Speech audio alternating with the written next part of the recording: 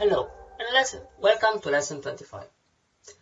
In this lesson, we'll go over the Pathfinder and the align options. Let's start. First, we'll draw a couple of basic shapes.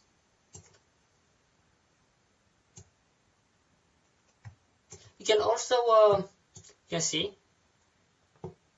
can make the shape, but if you press Option or Alt, and you can draw from that point instead of down or up. So let's make different colors for this. So we see what's going on.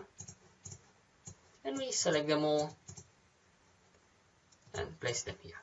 Now let's go to the Pathfinder and see what those things do. Now for every shape, you got two options. We'll make a copy as well here. One option is to a destructive mode. And as you see, they unites the paths. The other mode is to press Alt or Option. As you see, it makes a compound path. A compound path is a path made of multiple shapes. So now, you can right click and select isolate selected group. Also, if you didn't change any settings in your preferences, you can double click to edit and isolate. So now you can move both objects and change the position. So if you click back, you get a new shape. It's similar to grouping if you want. Okay, we got the idea of this one, and they can be used for all those four on the top called shape modes.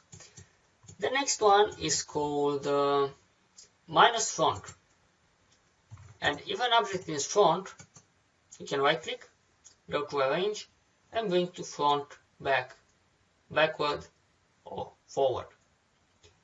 Unlike Photoshop, which uses a different layer for every object, you can use one layer for multiple objects, and the order does matter. So if you say minus front, the object in front will cut out the object in back. Now the opposite is minus back in Pathfinders, and will cut down the other shape. Since this one, the green one, is in back, as you can see here. We will go over the layers later. Now, the next thing we want to do is intersect. This is pretty simple. It will delete all the shapes that do not have a common area. So this one and this one. And only its main is the one in center. Again, you can Alt or Option click, and the shapes will be preserved. And if you click Expand, the process will be destructive, and you get the final result. The last one is called Exclude, and it works similar to intersect, but it deletes the common area. Then we move to Pathfinders. Those are destructive. You cannot make compound paths of them. Now let's see the first one. It's called Divide, and this one will cut every object out. Let's click it, and right click and click Ungroup. So we got this one, and this one, and this one. Oops, we got an iPad here. Wonder where that comes from. Anyone has an iPhone? Okay, let's move on. Now we got both shapes again. You can press Ctrl or Command Z to undo, like I am doing. If you wonder how I'm reverting, you can use Trim, and this will basically unite the shapes in front and the ones that intersect. See, the one is cut, and this one is full. We can move to this one, and now you can use merge which is similar to unite. Then we have a crop, which is similar to minor intersect, but it leaves out the shaping front. Then we have outline, which makes an outline of the object, and minus front, I already showed you what it does. Okay, this is for the Pathfinder. It's similar in action to the Shape Builder tool, but you have some more options. The quick way is the Shape Builder tool, but if you have many objects, it's better use the Pathfinder. Okay, let's delete those because we don't need them, and let's make a couple of basic circles, and let's change some colors here so we know what we are dealing with. We'll make another copies, and we'll change more colors.